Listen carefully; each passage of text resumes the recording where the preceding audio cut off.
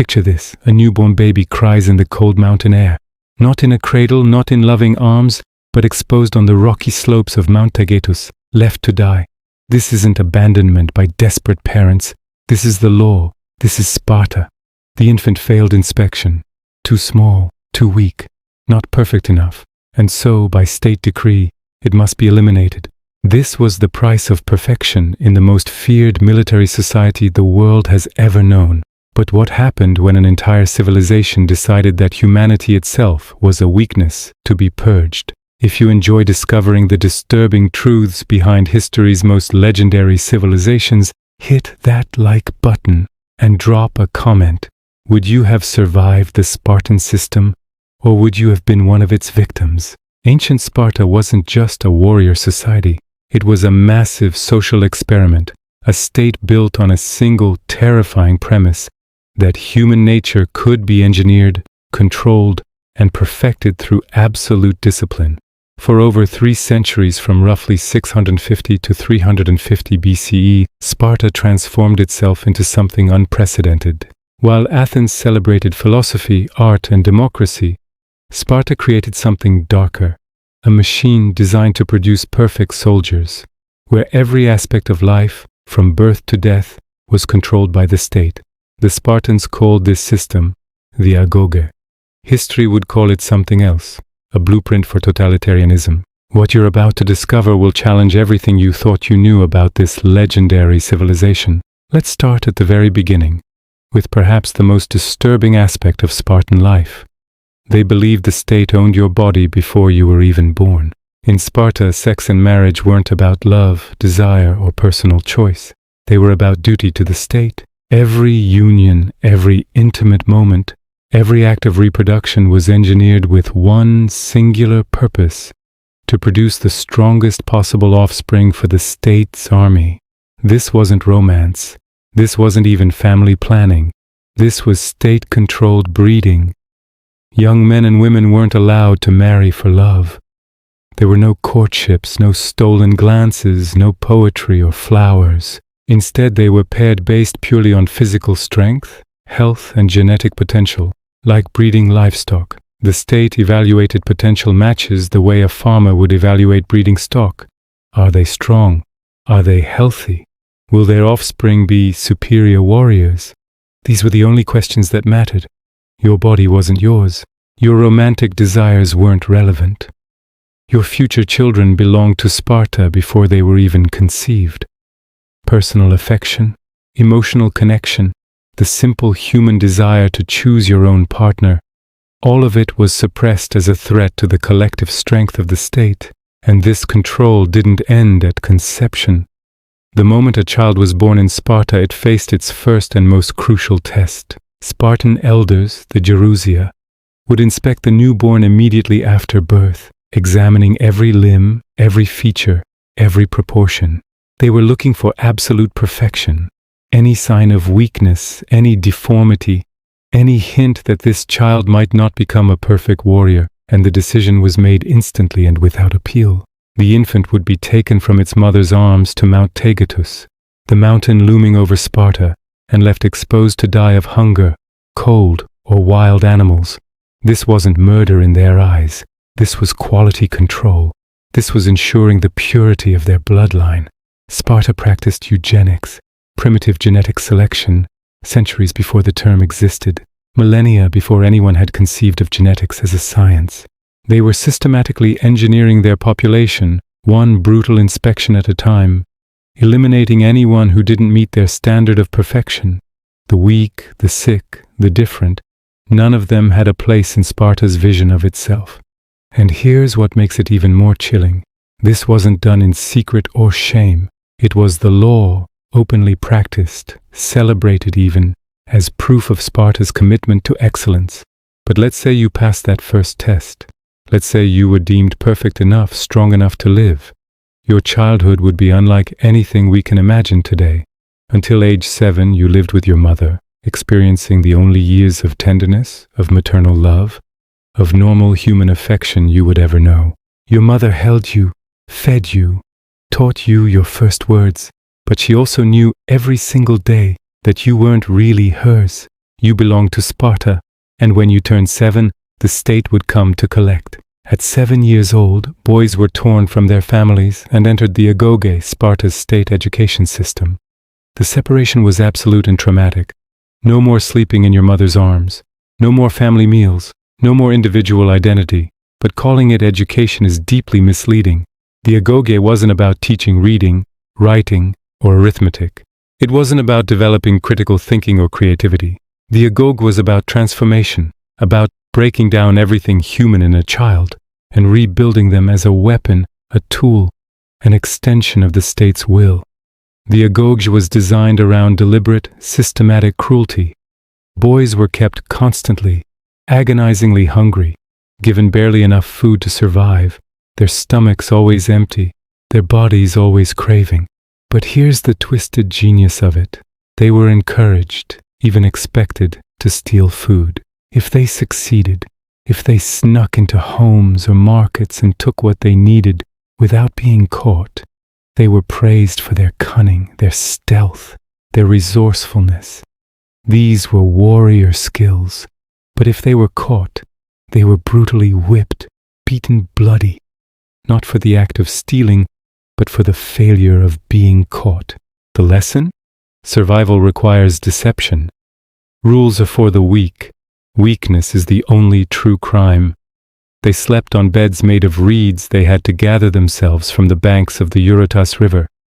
Thin mats that provided no comfort, in freezing barracks with no heat, no blankets beyond a single thin cloak. They were given one cloak for the entire year, summer and winter, forced to endure scorching heat and bitter cold in the same threadbare garment. Comfort was weakness. Suffering built strength. Hardship was the forge that created warriors. The physical environment was deliberately harsh, but the psychological manipulation was even more brutal. Boys were pitted against each other in constant, ruthless competition. Everything was a contest. Who could endure the most pain? Who could steal the most food? Who could fight the longest? Who could show the least emotion? Friendship was discouraged as a dangerous distraction. Compassion was punished as a fatal flaw. They were being taught that other people were either useful tools to accomplish your mission or obstacles to be eliminated. Individuality, personal dreams, the simple desire to be different or special, all of it was being systematically erased, beaten out of them day after day. Can you imagine being that child? 7 years old, taken from everything familiar, thrust into a world of deliberate pain, surrounded by other terrified children, all desperately trying not to show their terror, knowing that showing fear or shedding tears would mark you as unworthy, as weak as a target.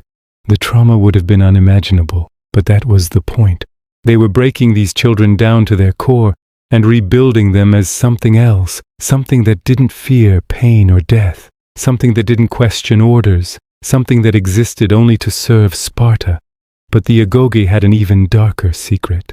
Public ceremonies that revealed just how far Sparta was willing to go in its pursuit of perfection. At the altar of Artemis Orthia, the goddess of the hunt, young boys underwent ritualized torture that was as much religious ceremony as it was training.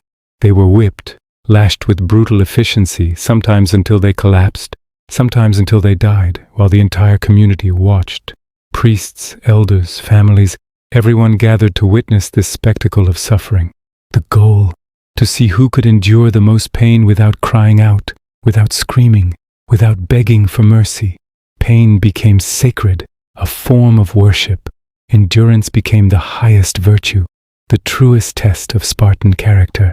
And if you screamed, if you wept, if you begged them to stop, you brought shame not just on yourself, but on your entire family, your entire bloodline. Your weakness became their disgrace.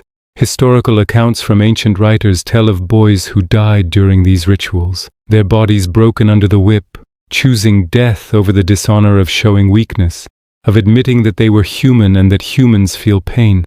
The altar would be stained with blood, and that blood was seen as an offering, a sacrifice to prove Sparta's dedication to strength. Visitors from other Greek cities watched in horror, unable to comprehend how a society could systematically torture its own children and call it education. call it virtue, call it godly. But to the Spartans, this was the essence of their civilization. This was what separated them from the weak, soft peoples of other cities. This was proof of their superiority. And then came the ultimate test, the darkest secret of all, the krypteia. After years of conditioning, after surviving the hunger, the beatings, the psychological warfare, the strongest graduates, the ones who had proven themselves most capable, most ruthless, most completely transformed, were selected for this secret rite of passage. The name itself means secret things, and for good reason. They were given a simple mission that would complete their transformation from human to weapon. Go into the countryside at night, hunt down helots, Sparta's enslaved population who worked the fields and produced the food that fed Sparta, and kill them, not in combat, not in self-defense. This wasn't war. This was murder. Cold, calculated, emotionless execution of unarmed people, farmers and workers, who posed no threat, who were simply going about their lives. Young Spartans would hide in the darkness, select targets at random, and kill them without warning, without mercy, without hesitation. The state made it legal through a bureaucratic trick so cynical it takes your breath away. They formally declared war on the helots every single year. This declaration meant that killing helots wasn't murder under Spartan law. It was an act of war. It was patriotic duty. The legal fiction allowed the moral atrocity. The krypteia served two purposes, both equally horrifying. First, it terrorized the helot population into submission through random, unpredictable violence. If you were a helot, you never knew if tonight would be the night a Spartan youth decided you would be his victim. The fear was constant, inescapable. It kept the enslaved population, which vastly outnumbered the Spartan citizens, from ever organizing, ever rebelling, ever dreaming of freedom. Second, and perhaps more disturbing, it taught young Spartans the most important lesson of all, that they could kill without remorse, without hesitation, without humanity. It severed the final connection to normal human empathy. After the krypteia, after you had looked into the eyes of an unarmed person and ended their life for no reason other than to prove you could, what was left to stop you from doing anything the state commanded? Think about what this means. Sparta created a system that took children, innocent 7-year-olds, and transformed them over a decade into people capable of murdering strangers in the dark, as casually as completing a homework assignment, not in the heat of battle where adrenaline and fear might explain it, but as a cold, calculated administrative task. They were engineering psychopaths by design, training an entire generation to disconnect emotion from action, to see other human beings not as people but as targets, as problems to be eliminated. Now you might be wondering about Spartan women. Surely they were treated differently, right?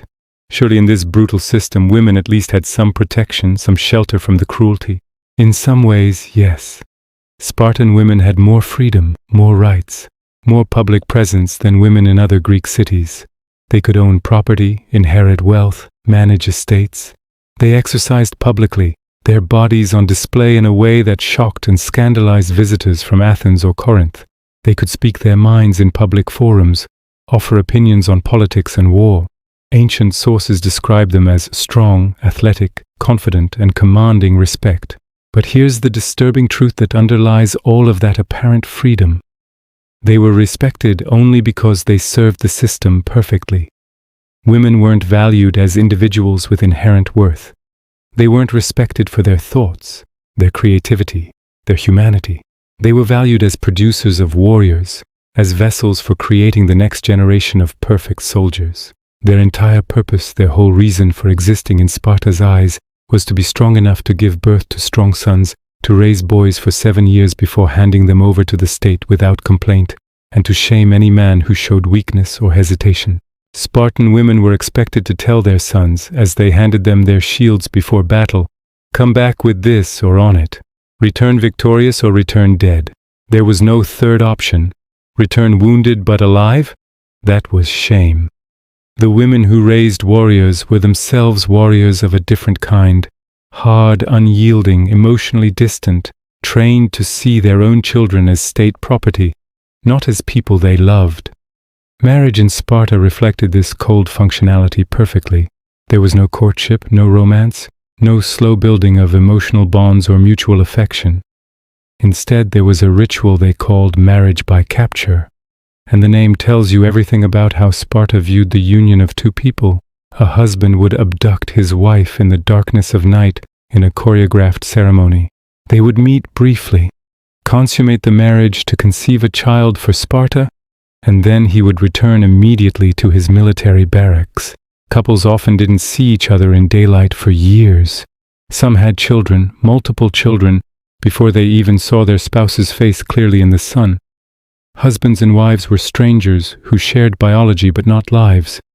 The state deliberately prevented emotional attachment between husband and wife because love was a distraction, an unpredictable variable that might lead people to prioritize their families over Sparta. Passion was weakness. Affection was dangerous. Reproduction was duty, nothing more.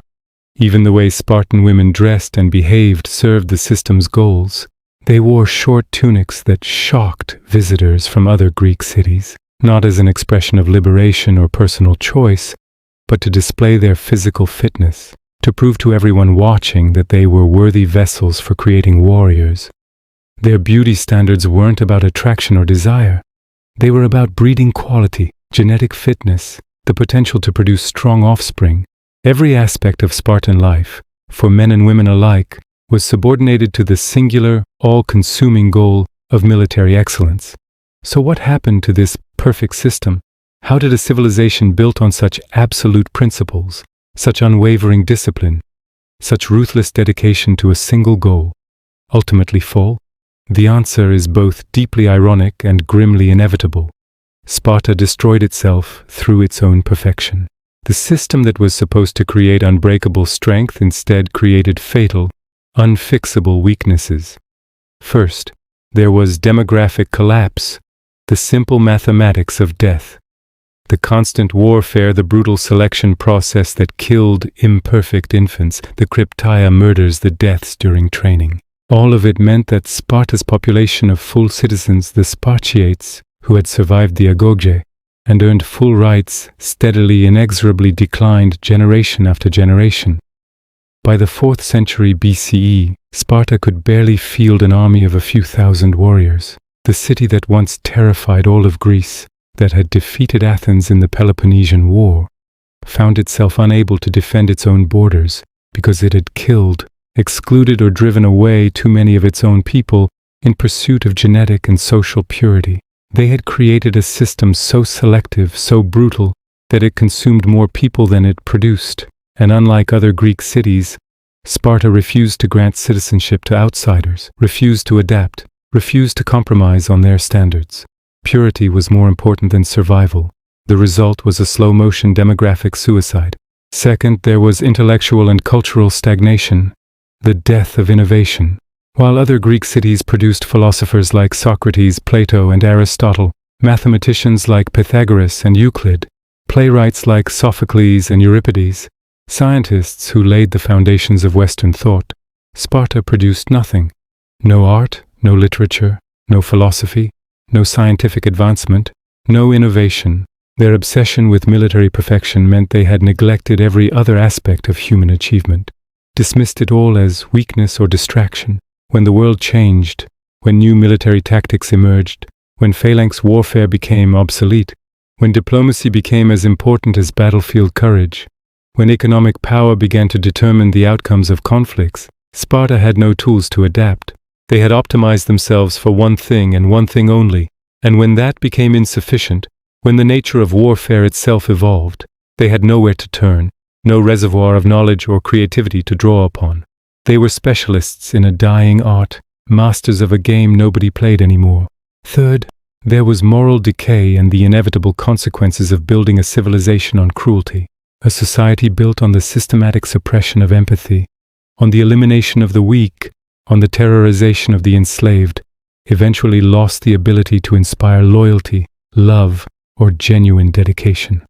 Sparta's Helot population, which vastly outnumbered its citizens by perhaps 10 to 1, never stopped resenting their oppressors, never stopped dreaming of revenge. The constant threat of Helot rebellion meant Sparta could never fully commit its forces abroad. They were prisoners of their own cruelty. Sparta's allies never trusted them, never saw them as partners but as potential threats. Even Sparta's own citizens, when given the chance, when stationed abroad or offered opportunities elsewhere, often fled the system that had forged them. They had been made into weapons, but weapons long for peace. You cannot build a lasting civilization on fear alone. You cannot create loyalty through trauma. Eventually the foundation cracks. In 371 BCE at the Battle of Leuctra, Sparta's myth of invincibility, the legend that had sustained them for centuries, shattered in a single day. They were defeated decisively by Thebes, a city they had once dominated, crushed by new tactics they couldn't counter. The psychological impact was devastating, perhaps more destructive than the physical losses. If Spartan warriors weren't invincible, if the agoge didn't actually create perfect soldiers, then what had all the suffering been for? What had been the point of sacrificing humanity, childhood, love, individuality, everything that makes life worth living, on the altar of military excellence, if that excellence could be beaten? Sparta lingered on for centuries afterward, but as a shadow, a tourist attraction for wealthy Romans who came to watch the ritual whippings at the altar of Artemis Orthia as entertainment, a sad circus. The city that had terrified the world became a theme park, a living museum of its own failure. That might be the most fitting end of all. So what does Sparta's story teach us today, more than 2,000 years after its fall? It's not that discipline is wrong or that strength is unimportant. It's not that we should be weak or undisciplined or chaotic. It's something far more profound. When we pursue any single value to the absolute exclusion of all others, when we sacrifice humanity in the name of perfection, when we allow the collective to completely erase the individual, when we decide that the ends always justify the means no matter how brutal those means become, we create systems that inevitably, mathematically, destroy themselves. Sparta became a warning from history, a cautionary tale that echoes through every authoritarian regime that has followed. It's a warning about the dangers of totalitarian thinking, about what happens when a society decides that people are just raw material to be shaped, controlled, discarded, and replaced in service of an abstract ideal. It's a warning about the seductive appeal of perfection, about how the promise of strength and purity can lead us to accept, even celebrate, unthinkable cruelty. Sparta achieved something remarkable. They created the most formidable military force of their age, warriors so skilled and fearless that their reputation alone could win battles. They built a society so disciplined, so unified in purpose, so completely committed to a single goal that they became legendary, that we still talk about them thousands of years later. But they did it by erasing everything that makes us human: compassion, individuality, love, creativity, the freedom to choose our own path, the right to be weak or different or imperfect. And in the end, that's exactly why they failed. Because a civilization without humanity isn't really a civilization at all. It's just a machine, an engine of destruction fueled by suffering. And machines, no matter how perfectly designed, how ruthlessly efficient, eventually break down. They rust, they fail, they become obsolete. What endures is humanity, messy and imperfect and complicated as it is.